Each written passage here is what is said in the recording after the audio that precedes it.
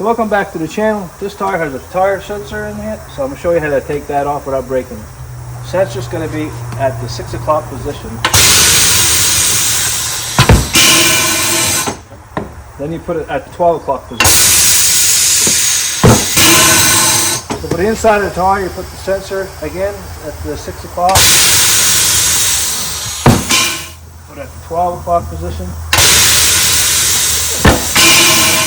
So right here, when we take tire off, you have to put the sensor right behind this, what we call here the duct. Right here. Press down on your tire, lift it up.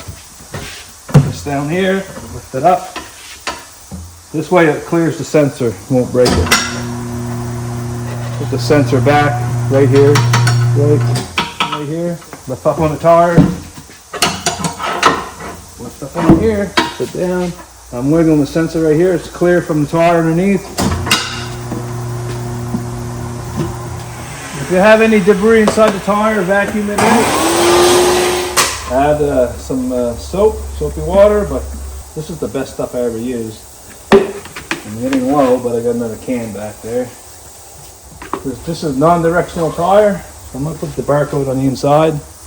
So to put tire on, put the sensor at the 7 or 8 o'clock position. Put the tire on like that. I'm going to line up the tire right here with the sensor.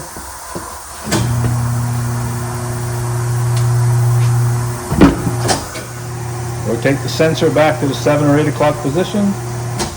Right there a little bit. Line up your tire on the duct here. I put my elbow on the tire and press down hard and I'll rotate it.